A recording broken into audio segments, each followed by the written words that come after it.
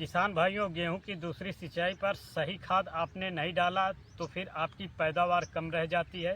सही खाद ही होती है जो हमारी पैदावार बढ़ा देती है और ये दूसरी सिंचाई बहुत ही ज़्यादा ज़रूरी होती है दोस्तों सही खाद के लिए। अगर इस समय आपने सही खाद नहीं डाला तो आपके जो पौधे हैं इसमें कल्ले ज़्यादा नहीं बनेंगे, क्योंकि ये वही समय होता है जब कल्ले ज़्यादा से ज़्यादा बने होते हैं इसमें और काफ़ी सारे कल्ले आ रहे होते हैं। अगर सही खाद हमने डाल दी तो वो सारे कल्ले बहुत ही तेज़ी से विकास करते हैं और उसमें ज़्यादा से ज़्यादा फुटाव आ जाते हैं। और जब हम दूसरी सिंचाई कर रहे होते हैं तो उस समय जो हमारा गेहूं का समय होता है लगभग 1.5 माह के आसपास हो गया होता है दोस्तों, तब हम दूसरी सिंचाई कर रहे होते हैं।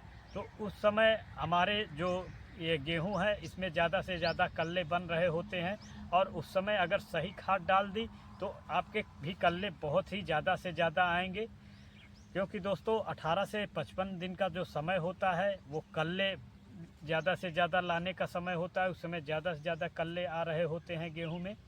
तो इसके बाद आपके कल्ले आने बिल्कुल बंद हो जाएंगे, तो ये सही समय होता है। इस समय आप जितना ज़्यादा से ज़्यादा कल्ले ला देंगे आपका गेहूं का उत्पादन बहुत ही ज़्यादा होगा दोस्तों। तो हेलो दोस्तों, मैं मनोज मौर्य आपका स्वागत करता हूं अपने यूट्यूब चैनल आलापुर फार्मिंग पर। दोस्तों आज हम बताएंगे गेहूं की दूसरी सिंचाई कब करनी चाहिए, दूसरी सिंचाई पर कौन सी खाद डालनी चाहिए और दूसरी सिंचाई करते समय हमें कौन सी गलती बिल्कुल भी नहीं करनी है।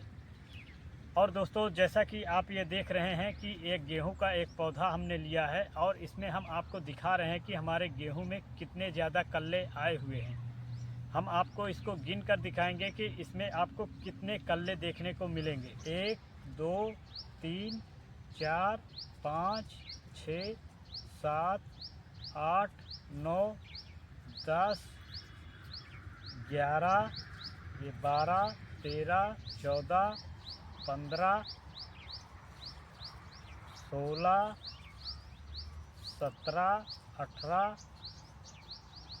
19 20 ये 21 22 23 24 25 26 27 28 29 30। दोस्तों ये 30 कल्ले आए हुए हैं। एक पौधा है दोस्तों, एक पौधे में 30 कल्ले आपको देखने को मिल रहे हैं। और दोस्तों अगर आपके भी खेत में इस प्रकार से अगर 30 कल्ले आते हैं, 25 कल्ले, 20 कल्ले, 30 कल्ले, इस प्रकार से आपके भी गेहूं के पौधे में आते हैं इस प्रकार से कल्ले, तो आपकी भी पैदावार डबल हो जाएगी दोस्तों सही खाद अगर दी जाती है तो इसी प्रकार से कल्ले निकलते हैं।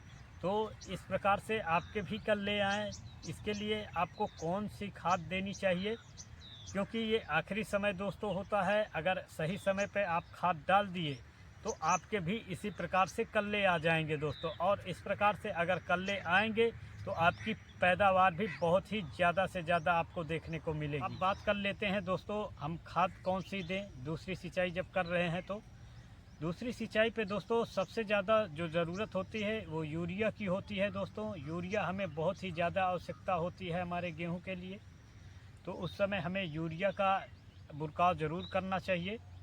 और इसमें अगर दोस्तों आप देख रहे हैं कि हमारे खेत में पहले डीएपी नहीं पड़ी थी इस समय, तो आपको ये आखिरी समय होता है, इस समय आप डीएपी डाल सकते हैं। इसमें आपको डीएपी यूरिया आपको डाल देना है। अगर जिंक सल्फ़र आपने नहीं डाला है तो जिंक सल्फ़र भी आप इस समय डाल दीजिए। और अगर हमारा खेत कमज़ोर है, ये काफ़ी कमज़ोर दिखाई पड़ रहा है या फिर हमने पहले ज़्यादा खाद नहीं डाला है, तो डीएपी भी इस समय हम डाल सकते हैं। लेकिन आपको ये ज़रूर ध्यान देना चाहिए, अगर हम डीएपी इस समय डाल रहे हैं तो डीएपी हमको पहले डाल देना है और फिर उसके बाद तुरंत पानी लगा देना है, क्योंकि अगर हम डीएपी बाद में डालेंगे तो उसका आपको रिज़ल्ट ज़्यादा अच्छा देखने को बिल्कुल भी नहीं मिलेगा। तो इसलिए अगर डीएपी डाल रहे हैं तो इस समय पानी ज़रूर लगा देना है। और वहीं पे दोस्तों अगर आपका गेहूँ पीलापन दिखाई पड़ रहा है, जैसे कि उसकी नसें हरी हैं और पत्तियां पीली हैं, तो आपको इस समय मैग्नीशियम ज़रूर डाल देना है, क्योंकि ये लक्षण मैग्नीशियम की कमी के दिखा रहे हैं। अगर उसमें उसकी नसें हरी दिखाई पड़ रही हैं, पत्ते पीली दिखाई पड़ रही है, तो इस समय मैग्नीशियम भी आपको साथ में डाल देना चाहिए। लेकिन इसमें डालने के तरीके भी हैं दोस्तों। अगर आपको 100% सही रिज़ल्ट चाहिए इसका, तो आपको इसको सही तरीके से भी डालना होगा। अब दोस्तों खाद की मात्रा की बात कर ली जाए तो खाद जो हमें देना है, यूरिया हमको लेना है 25 से 30 किलो प्रति एकड़। अगर हमने यूरिया पहली सिंचाई पर कम दिया है तो इसको बढ़ाकर 40 से 50 किलो भी कर सकते हैं। और जो हमको सल्फ़र लेना है वो 8 से 10 किलो लेना है। वहीं पे जो जिंक हमको लेना है 8 से 10 किलो लेना है। अगर 21% वाला जिंक है तो 8 से 10 किलो ले लेना है। और वहीं पे अगर 33% वाला जिंक है तो 5 से 6 किलो तक जिंक ले लेना है। और मैग्नीशियम अगर ले रहे हैं तो 10 से 12 किलो मैग्नीशियम ले लेना है। और इन सभी को मिलाकर हमें अपने खेतों में डाल देना है। लेकिन दोस्तों अगर आप जब खाद डाल रहे हैं तो आपको इस खाद का 100% लाभ मिल जाना चाहिए। तो इसके लिए आपको तरीके आने चाहिए खाद हमें कब डालना है।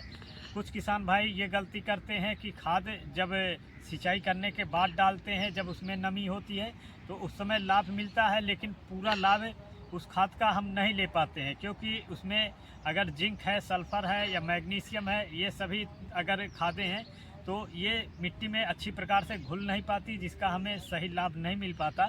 तो 100% लाभ लेने के लिए जब हम सिंचाई कर रहे हैं तो उससे पहले हमको खाद डाल देना चाहिए और फिर उसके 24 घंटे के अंदर अंदर सिंचाई कर देनी चाहिए। इससे दोस्तों हमको 100% इस खाद का लाभ मिल जाता है और ये अच्छी प्रकार से मिट्टी में घुल जाती है। तो इस बात का हमें ज़रूर ध्यान रखना चाहिए, जिससे हमको अच्छा खासा फ़ायदा अपनी खाद का मिल जाए। इस समय दोस्तों हमें कौन सी गलती बिल्कुल भी नहीं करनी है, तो उसमें ये होता है दोस्तों, हमको ज़्यादा से ज़्यादा पानी तो बिल्कुल भी भरना नहीं है। कुछ किसान भाई ज़्यादा पानी लगा देते हैं जिससे पीलापन आने लगता है। तो ज़्यादा पानी हमको नहीं लगाना है, सीमित मात्रा में ही पानी लगाना है। ज़्यादा जब पानी लगा देते हैं तो पीलापन आ जाता है, जड़ें कमज़ोर हो जाती हैं और जो उसकी ग्रोथ होती है दोस्तों वो भी रुक जाती है। तो इसलिए पानी हमको सीमित मात्रा में ही लगाना है। और दूसरी जो गलती कर जाते हैं वो ज़्यादा यूरिया डाल देते हैं। ज़्यादा यूरिया भी हमको नहीं डालना है। ज़्यादा यूरिया अगर हम डाल देते हैं तो हमारी जो पौधे की लंबाई होती है वो ज़्यादा बढ़ जाती है। पौधे की लंबाई ज़्यादा बढ़ जाती है, पौधा हमारा कमज़ोर होता है और गिर जाता है दोस्तों। तो इसलिए हमको सीमित मात्रा में यूरिया भी रखना है, बहुत ज़्यादा मात्रा में यूरिया भी नहीं डाल देना है। और अगर हम इन सब बातों का ध्यान रखते हैं तो दोस्तों हमारा जो गेहूं होता है वो बहुत ही अच्छा दोस्तों होगा। उसमें काफ़ी ज़्यादा कल्ले देखने को मिलेंगे और उसकी पैदावार बहुत ही अच्छी होगी दोस्तों। इस प्रकार से जो मैंने खाद देने का तरीका बताया और कौन कौन सी खाद डालनी चाहिए, अगर इस प्रकार से आप खाद डालते हैं तो आपका भी गेहूं बहुत ही शानदार होगा दोस्तों और आपकी पैदावार बहुत ही ज़्यादा मात्रा में देखने को मिलेगी। दोस्तों हमारे द्वारा दी गई ये जानकारी आपको कैसी लगी है, वीडियो पसंद आई है तो एक लाइक कर दीजिए और चैनल को सब्सक्राइब कर लीजिए।